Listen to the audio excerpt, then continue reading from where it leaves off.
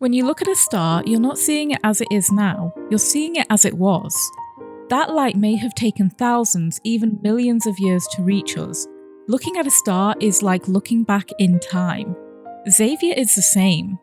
What we see of him isn't false, but it isn't present either.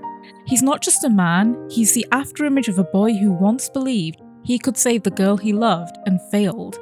A life defined by promises, by losses, by timelines that never let him stay whole. Xavier's trauma fractures his identity across time. He shifts roles constantly: prince, backtracker, policeman, hunter, but underneath every one of those roles is the same wound, survivor's guilt, and moral injury that broke something inside him. Through identity theory and trauma psychology, we'll explore how that fragmentation unfolds, and how MC's presence, her relentless choice to see him, name him, and love him, becomes the one thread that ties him back together. To understand Xavier, you need to look at who he was in the future past. There are two core memories we need to look at: the anecdote when shooting stars fall, and his myth, shooting stars. The earliest version of Xavier we meet is in the anecdote when shooting stars fall. It's the year 217 on Felos.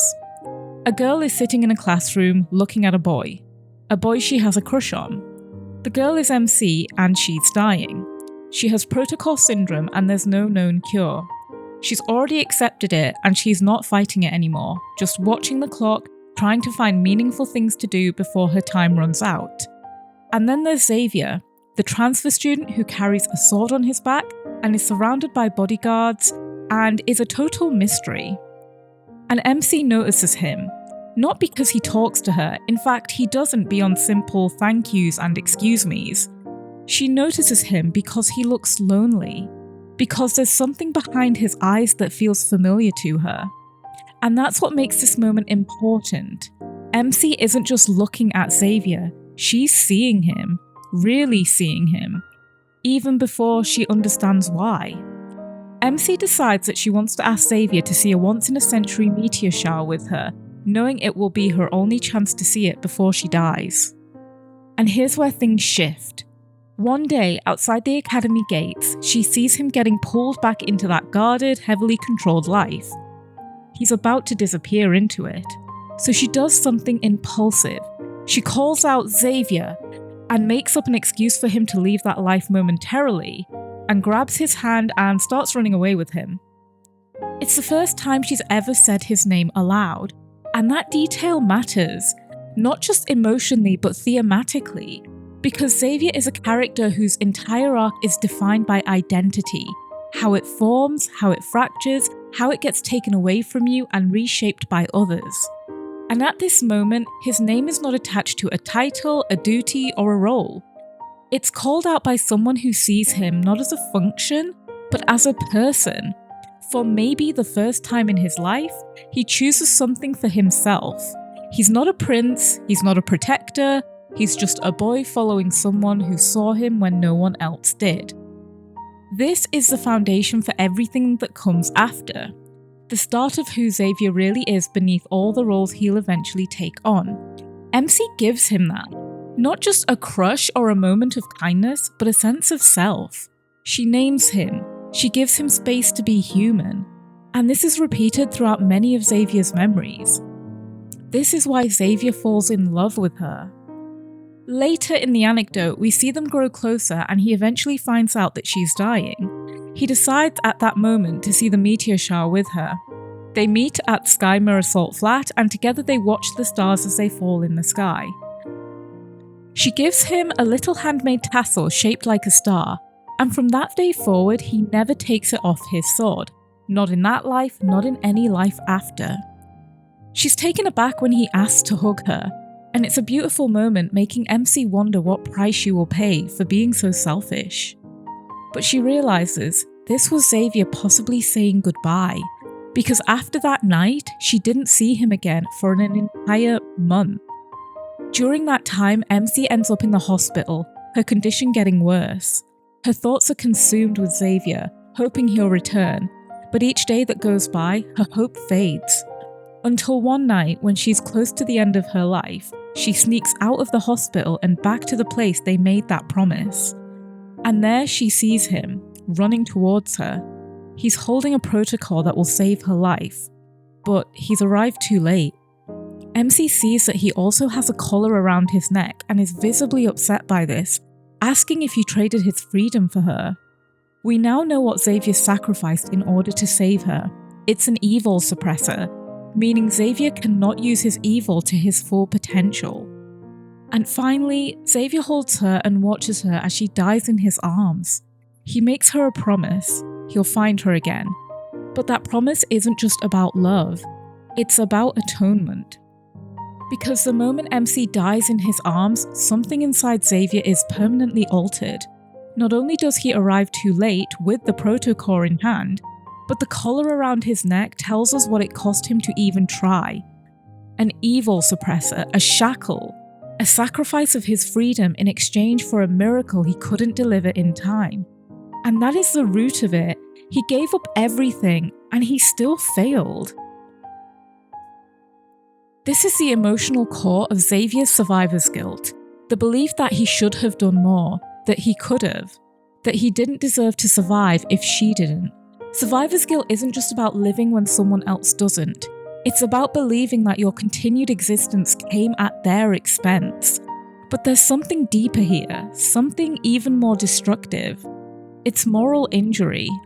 Moral injury is a psychological wound that occurs when someone is forced to act in a way that goes against their deeply held values, or when they witness betrayal by systems or people they once trusted. Unlike PTSD, which is rooted in fear and threat, moral injury is rooted in guilt, shame, and the feeling of having compromised your own ethics. Because Xavier didn't just lose MC, he had to bargain with a system he already knew was broken. The collar has Evergroup's logo on it, suggesting Xavier made a deal with them in order to get the protocol that would save MC's life. Xavier had to offer up his own autonomy in exchange for the hope of saving her.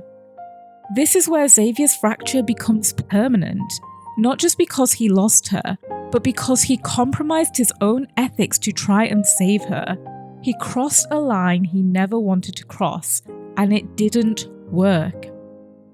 That is moral injury in its purest form, the unbearable weight of having betrayed your own values, even for the right reasons. From that moment on, Xavier is not simply grieving MC, he's grieving himself, the self he was when she called out his name, the self who believed he could make a different choice, the boy who dared to want something.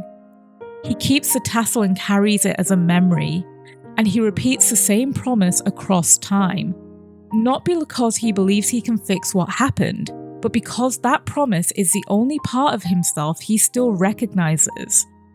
This is where identity theory comes in.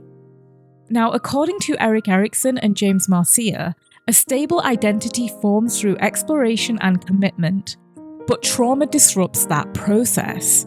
Xavier never gets a chance to consolidate a self. He begins to fragment. He becomes defined not by who he is, but by the roles he's forced to inhabit. Function replaces identity, and memory replaces presence. Now, a perfect mirror to this first life comes much later on in his story, in the memory Floral Blessing. MC and Xavier are now dating in the present timeline, and they unknowingly recreate many of these original moments. The present is echoing the past. Take a look.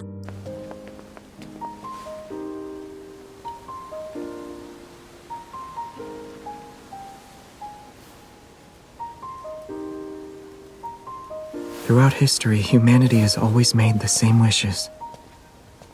Perhaps it's because those feelings we have are timeless. What will you wish for?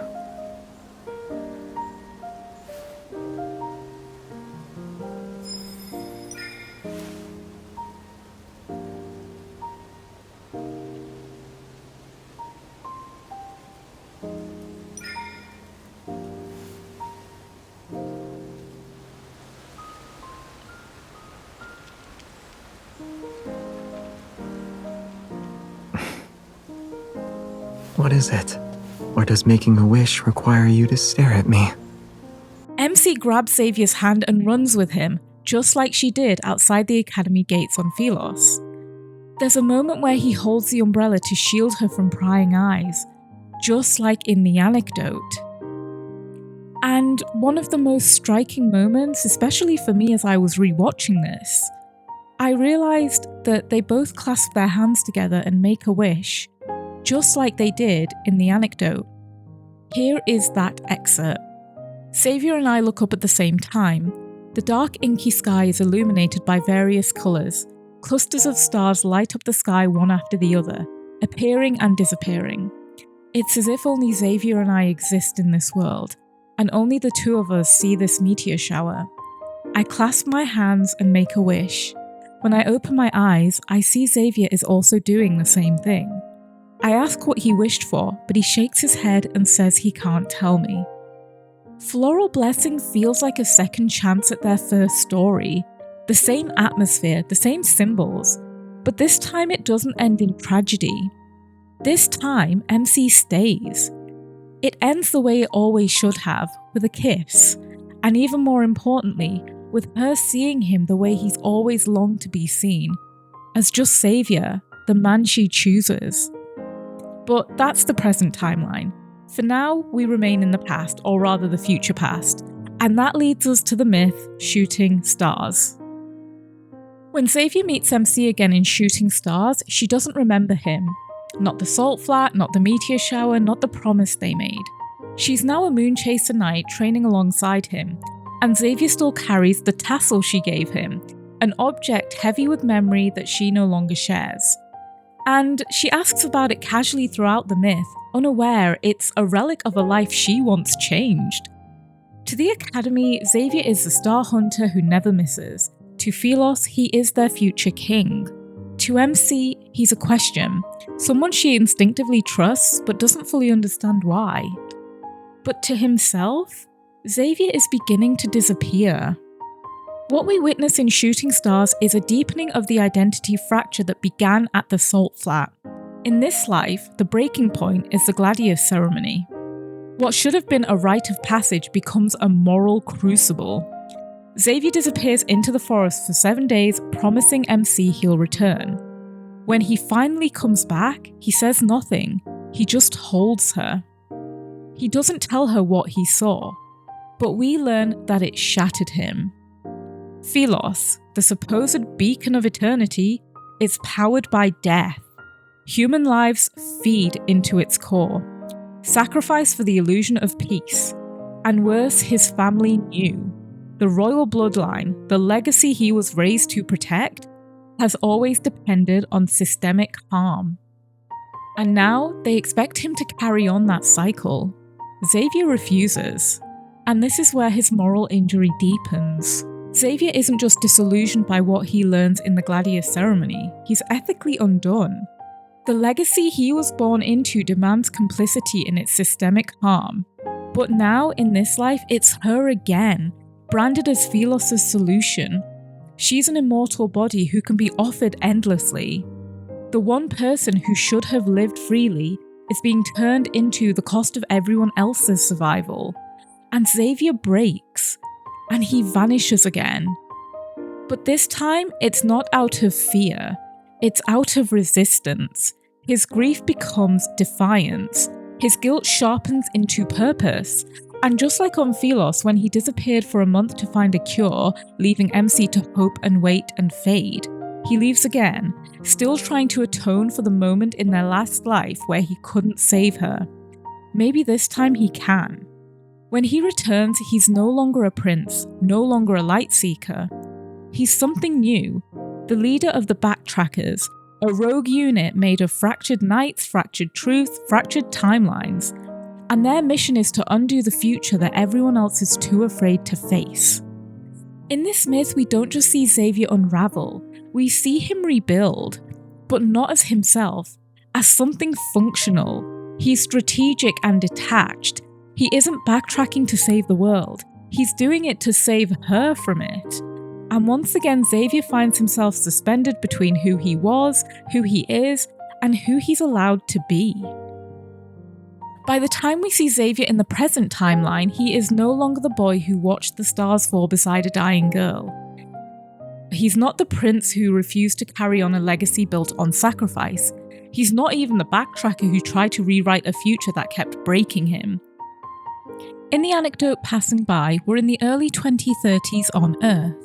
Xavier works as a police officer, a role grounded in justice, but also heavy with penance. It's hard not to read it as atonement. He saves strangers now, maybe hoping it will make up for the ones he couldn't, mainly MC. For once there's no throne, no time travel, no world to save, just small choices, just quiet good. He doesn't ask for recognition, and in fact he avoids it. Xavier is defined not just by his silence, but by dislocation. He doesn't fully belong in this world, not to this time, not even to this version of himself. He walks through life almost like a ghost. He's not unseen, but he's unrooted. This is what identity fragmentation looks like after the collapse. It's not chaos, it's detachment. A man who keeps erasing himself to protect the people around him. By now his moral injury isn't just a wound, it's a rhythm. He keeps helping, keeps protecting, keeps giving others the second chances he believes he's forfeited for himself. He doesn't believe he deserves forgiveness, so he never asks for it. He simply acts, and suffers quietly. When we meet him again in the main storyline, he's taken on yet another mask, a hunter in the Hunters Association. But this time, there's a shadow trailing close behind, Lumiere. The name of the man who saved MC during the Chrono Rift catastrophe in 2034. We see the tension between Xavier's public image and his private self almost immediately. In the Bond story Night of Warmth, MC shares an impression, something that's been lingering quietly in her mind. Let's take a look at that. Xavier, you're different from what I had imagined. Different how?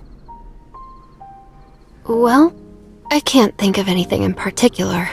What did you think I was like at first, then? A monster with a strong evil, who kills every wanderer he sees, and you can never find him unless something bad happens. None of that sounds very good. Really? I was just saying you're talented and trustworthy. And distant at times. You're like a star in the night sky. So close, yet so far.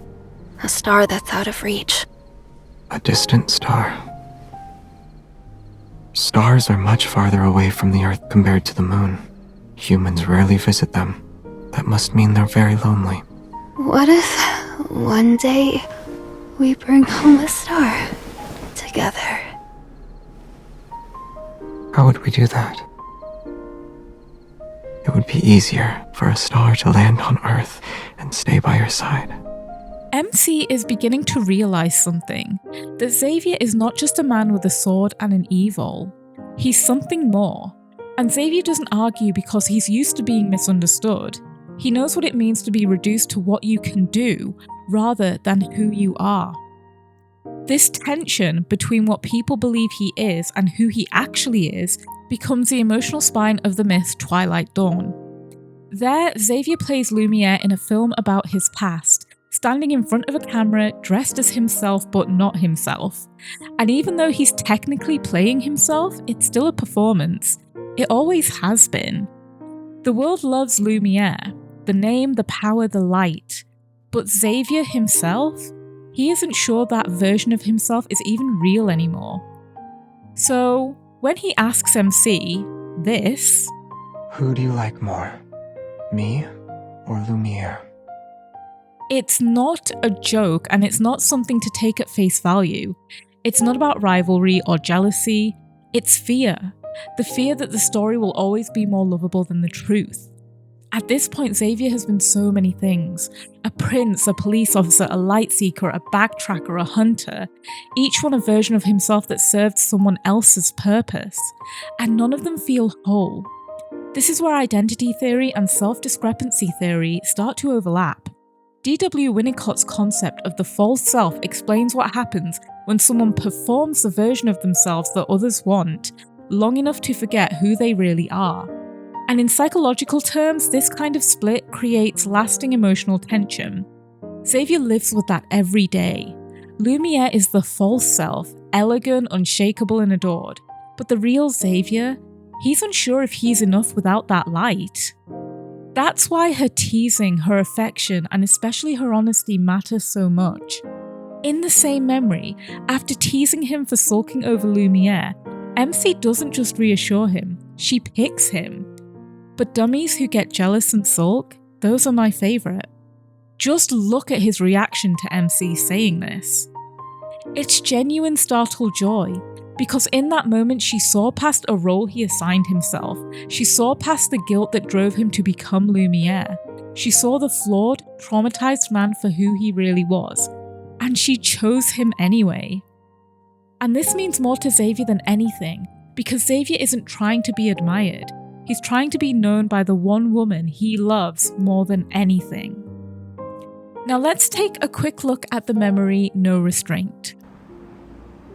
Yeah?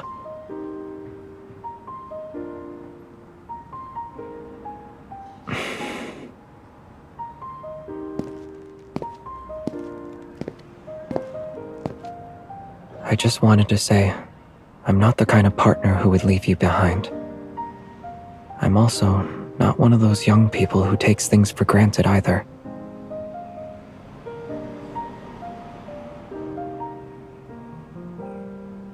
Yeah, you were very loud. I know you know, but I still wanted to say it. Although it looks like Xavier is affirming loyalty here, this is a moment of vulnerability. He's not trying to convince MC of this, he already believes she knows, but he needs to say it out loud anyway. This is key. It tells us that he's deeply aware of how others might perceive him as distant, inscrutable, unreliable, and even cold. He's trying to affirm an emotional truth about himself aloud, not to persuade MC, but almost to reassure himself that he's not that kind of man. Once again linked to his trauma of not saving MC in time. Psychologically, this moment echoes what attachment theory might call an anxious avoidant communicator. Someone who rarely expresses emotion directly, but when they do, it comes with disclaimers and gentle hesitance. It also connects to identity theory and how he's actively choosing to define himself here. Not by the roles others assign him, but by the kind of partner he wants to be. He's carving out a small space for real identity. Saying it out loud, even if it seems unnecessary, is his way of anchoring himself in something real. Something that isn't wrapped in myth, sacrifice, or obligation. Now, fast forward to the moment when this happens. If I still haven't felt it, does this mean I'm a lost cause?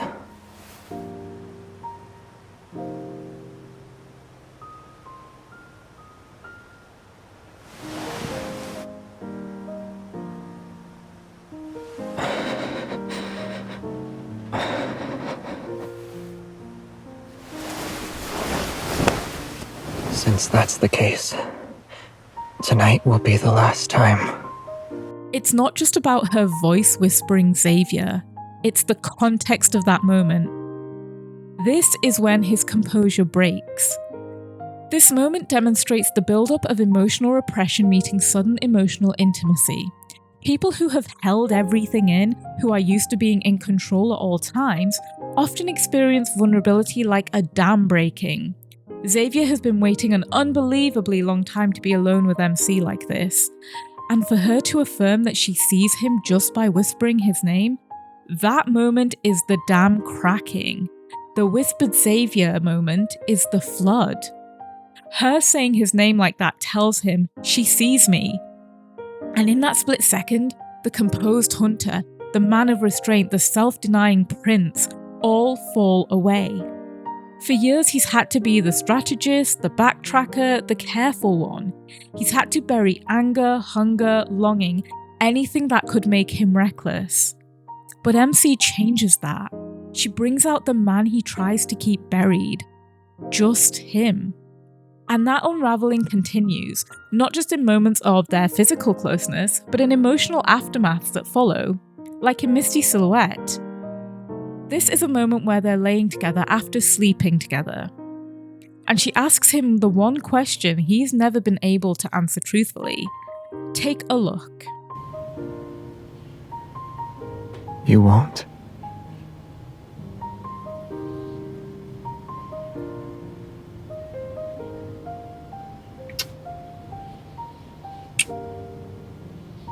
Do you think I'm a little childish? But I can't help it.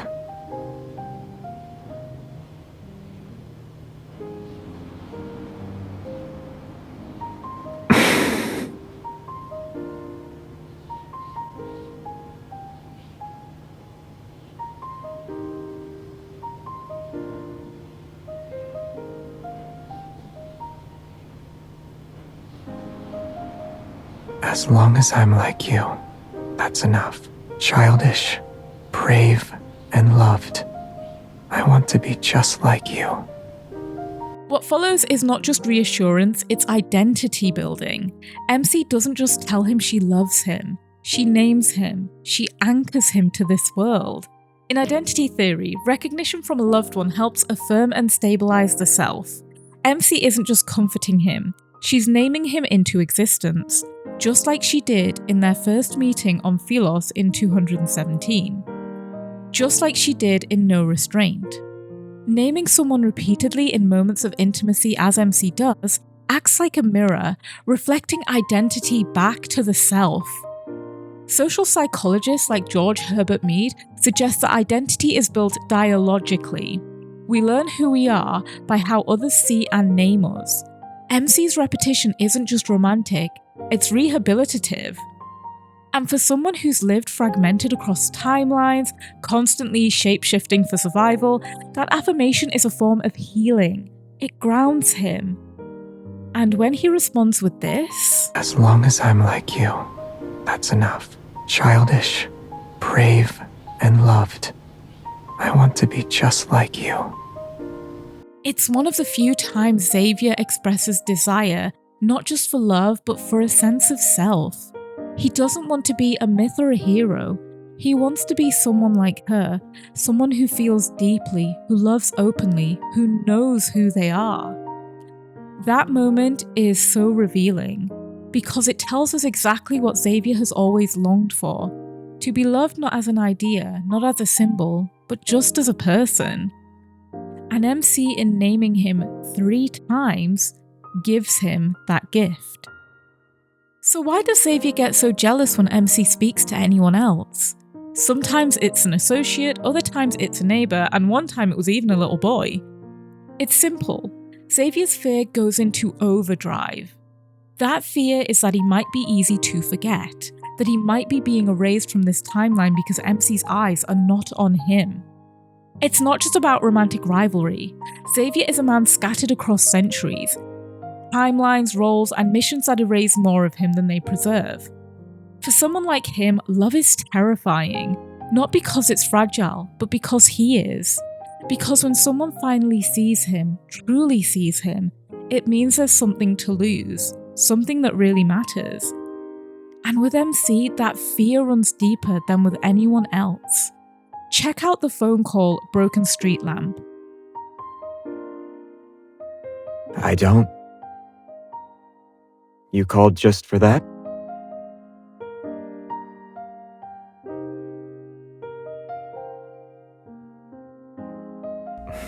Sorry, I can't. But if you really want to talk to him, you can still talk in the dark. I didn't know you needed 20 minutes to say the word goodbye. There's nothing strange about what I said. I'm tired. If there's nothing else, I'm hanging up.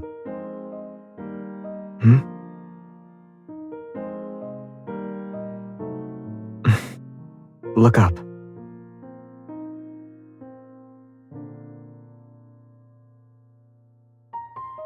Don't give it weird names. Go home. I'll keep an eye on you from the balcony. Xavier's jealousy in this moment isn't dramatic or explosive, it's passive-aggressive and masked under tiredness and sarcasm.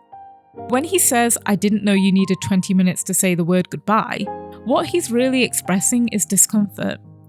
Insecure attachment styles, particularly avoidant preoccupied types, often show jealousy not by confronting it, but by withdrawing or making indirect jabs, exactly what Xavier does here. He doesn't demand MC's attention outright, he doesn't forbid her from talking to someone else, but he does make it clear that it bothers him even while pretending it doesn't. That internal conflict, which is wanting her all to himself, but feeling like he can't ask for that, is so central to his character. That's why her clarification matters so much. The moment she explains herself, he softens, his tone shifts, and he stays on the call. It's not control he's after, it's reassurance. We see this conflict play out in Shooting Stars too, when Jeremiah casually puts his arm around MC. It's a brief friendly gesture, but when Xavier returns to the scene almost immediately, as if he was quietly watching MC, there's a sudden tension in the air. MC even comments on how quickly he came back. He doesn't say a word about what he saw, but he removes Jeremiah's arm and drags MC away. In that moment, Xavier isn't just reacting to touch, he's reacting to a threat, not to her safety, but to his place in her life. Jeremiah is someone warm, open, and emotionally accessible. He's someone Xavier could easily believe MC might choose, and perhaps even should choose, because he isn't haunted by loss, fractured by timelines, or drowning in guilt. And Xavier's immediate response is pulling her away, because to him that closeness, even if it's innocent, reopens the wound of having lost her once already. It signals the possibility of being replaced, of being forgotten, of becoming invisible again in a life he's already had to watch slip away. He's already lost her once. Survivor's guilt doesn't just haunt people with regret, it distorts their sense of worthiness. For Xavier, saving her once wasn't enough. Failing to save her became part of his internal identity. A man who didn't make it in time. So now every moment he thinks she's slipping away, even if it's just a 20-minute walk home, reopens that wound.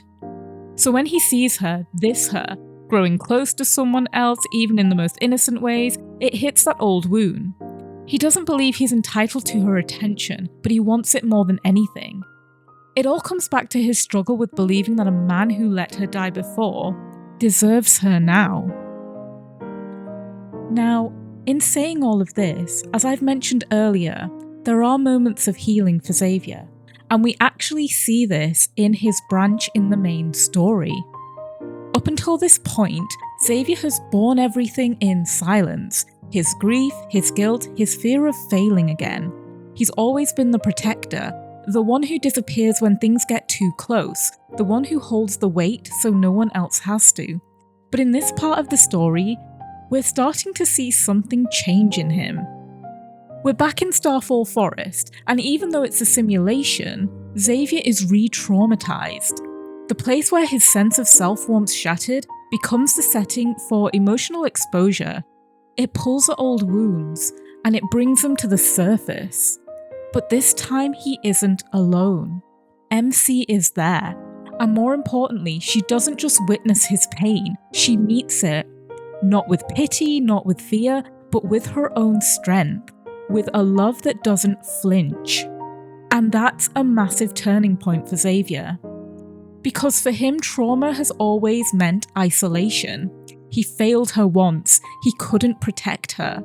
And so he learned only to rely on himself, to carry the guilt, the burden, the memory without ever asking for help. Letting someone in felt too dangerous, too close to repeating the same loss. But now, MC reaches into the center of that fear and stays with him. From a psychological standpoint, this is where we start to see a reversal in his internal narrative. Where he once believed that being close to her meant putting her at risk, now he begins to see the inverse, that being close to her might be the thing that saves him. The presence he once tried to protect from danger becomes the presence that protects him from himself. This shift doesn't erase the past, it doesn't undo the guilt or the trauma, but it does open the door to healing. He begins to talk more, trust more, and let her really see him, not as this flawless protector, but as a man who has been lost for a very long time. And in doing so, Xavier does something he's never truly allowed himself to do before. He starts to hope. He hopes that he can be forgiven. He hopes that he can still be loved. And in that hope, something begins to heal. Not all at once, but enough to matter. Because for the first time, Xavier isn't just surviving out of guilt or duty. He's beginning to imagine a future shaped not by the role he was given, but by the person he's finally allowed to become. One where identity is no longer a mask, but a choice. The guilt will never vanish completely, but in her presence, it no longer has to be the loudest voice in the room.